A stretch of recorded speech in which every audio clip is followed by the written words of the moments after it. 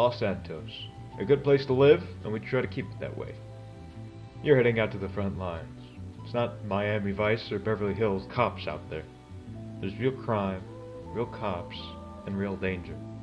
Anything can happen out in the jungle, and you're acknowledging that risk by working with the Los Santos County Sheriff's Department. Soon enough, if you can prove that you have what it takes, you too can pledge our oath and help serve and protect our city, county, and community.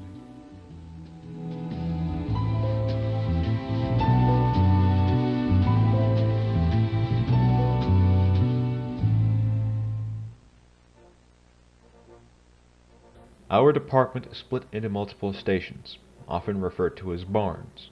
To ensure the entirety of Los Santos County has enough deputies to uphold the law and the peace. We'll be speaking about those later. Firstly, we're going to speak about the Custody Services Division and the Lone Towers Correctional Facility. Lone Towers Correctional Facility is the most violent county jail in the western United States, and this is where you'll be spending the first portion of your career. It's not glamorous, but it's honest work, and it helps us pick and choose the cream of the crop for the patrol sector. At Lone Towers, you'll pick up the basic skills required of a peace officer. Compliance tactics, fitness skills, and observation skills are some of the pillars that deputies leaving Lone Towers will be expected to have.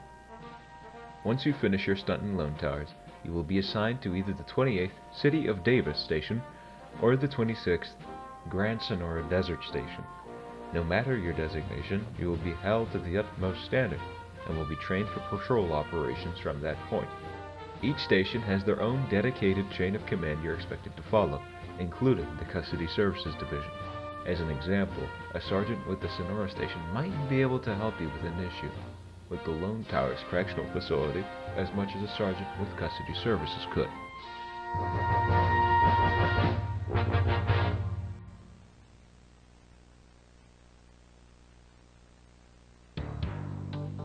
Hi, my name is Detective Harrell with the Los Santos County Sheriff's Department.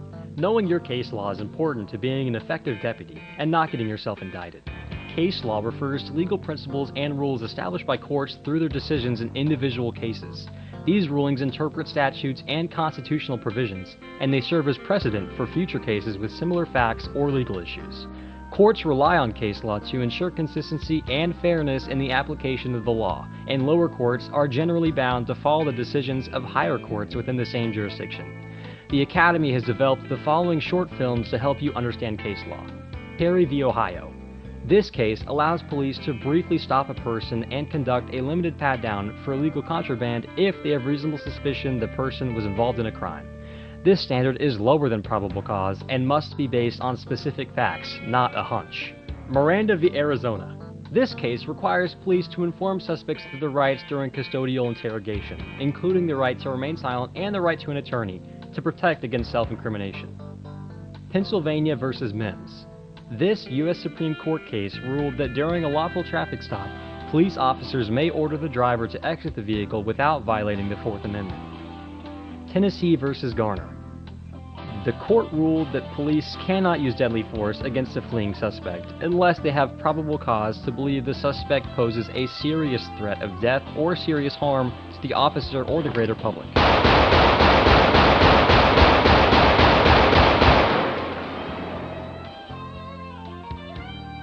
Reasonable suspicion and probable cause are both legal standards used by law enforcement, but they differ in the level of certainty and the actions they justify.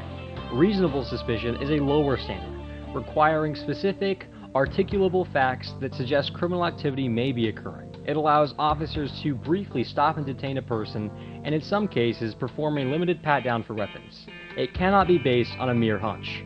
Probable cause is a higher standard, and requires a stronger factual basis indicating that a crime has been committed or that evidence of a crime will be found. This level of suspicion is necessary for obtaining warrants, making arrests, or conducting mere intrusive searches. In short, reasonable suspicion justifies temporary investigative actions, while probable cause is required for formal legal enforcement actions.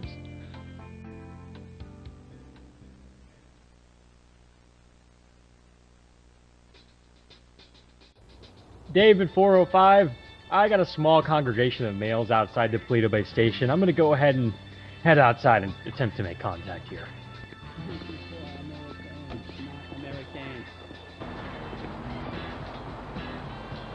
Folks, my name is Deputy Harold. Could you guys quiet down so that we can talk? You can't be gathered here. You're blocking access to the building. You're breaking the law and you need to leave. Free, America not is of the for poor. Americans. Land of the free, not of the poor. Taxation without representation is not okay. David 405, the crowd outside the station is being non-compliant. I'm going to go ahead and head outside and see if I can make contact one last time. Folks, could you please leave or else you guys are going to be arrested? I really don't want to have to do that. Land of the free, not Sir, of the guys, poor. please I leave. fought for this country. I'm not giving it to the Please poor leave. people. I don't want to arrest you. You guys have to won't leave. give it to the poor people. Americans. I'm not Sir. giving it to the poor people. Sir, drop your I'm not knife. giving it to the poor Drop people. your knife! The use of force model is a graphic created by the Federal Law Enforcement Training Center. Its purpose is to provide deputies with standardized responses for their level of force to use during any situation depending on the displayed level of compliance or resistance from the subject that the deputy is interacting with. As you can see, it is a colored 5-tier model illustrating 5 levels of threat and their corresponding responses. The bottom level is blue and illustrates the lowest level of activity in the model. This level demonstrates regular day-to-day activity performed by any reasonable person and requires absolutely no compliance techniques by the corresponding deputy. The green level demonstrates a passive and non-violent perception of resistance from the subject, which requires the heightened use of verbal commands and contact controls by the corresponding deputy. The yellow tier signals the need for increased deputy awareness due to a recognized threat of active resistance. At this point, there has been no assault to the deputy, therefore the use of control techniques should be used to handle the situation. The orange tier defines a deputy's perception of imminent bodily harm to himself or to others, based on a hostile posture or hostile resistance from a subject. This level calls for self-defense techniques along with threat elimination strategies. The highest level of threat is depicted here on the red tier, where imminent bodily threat or death may resolve. When this threat levels proceed, the deputy must maintain the highest level of risk assessment and must be prepared for the use of survival skills, including the use of deadly force. The model also contains double-sided arrows, signifying the legal and moral need to constantly assess the use of force level used by the deputy, allowing them to escalate, de-escalate, or jump between levels based on the perception of the risk that the deputy faces. The use of force model should be remembered and referenced to at all times. Every single day, deputies will encounter situations where a tier from the use of force model should be used, and deputies should be absolutely certain that they do not stray outside of the bounds set by the model.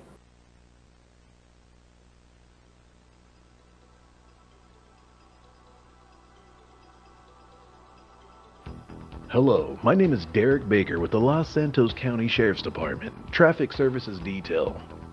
One of the most basic duties you'll conduct as a deputy is a traffic stop. Traffic stops are initiated upon the basis of probable cause of offenses within the vehicle and penal code, like running a traffic signal and speeding. The first step of initiating a traffic stop is turning on your emergency lights and blipping the manual siren to alert the driving offender to yield and pull to the right, and to position your vehicle at a rough 45-degree angle to ensure proper road safety and awareness in the instance of a possible collision or priority call. Next comes the radio. Before transmitting into the radio, do a quick check of the vehicle looking for identifiable characteristics like vehicle color, door count, and model, but to also check for street names and cardinal directions for an identifiable location. Next is the approach of the vehicle. Ensure to exit your vehicle whenever traffic is clear and or at least 6 car lengths away to ensure a safe exit. Then stop at the passenger door. Signal for the windows to be rolled down if not already, and start with basic instructions such as name, department, and reason for the stop. Then ask the driver of the vehicle for their driver's license, registration, and proof of insurance. Once provided, go approach your patrol car the same way you approach the suspect's vehicle, slowly and cautiously. When inside the vehicle, open up your MDT system and conduct a search of the driver and vehicle, ensuring no wants or warrants on either sides. Then, depending on the severity of the offense, write up the citation and or warning on the system. Once instituted, approach the offender's vehicle the same way as before, issuing their warning or citation. If a citation, ensure that the ticket is signed by the offender and to state that signing is not an admission of guilt, but rather an agreement of resolution. Once the punishment is understood, hand back the provided information and inform the offender that they are free to leave once your emergency lights are off and when it's safe to do so. Lastly, approach your vehicle and inform dispatch you are concluded with your stop via call sign 98 off last. Law enforcement is more than responding to calls and enforcing the law.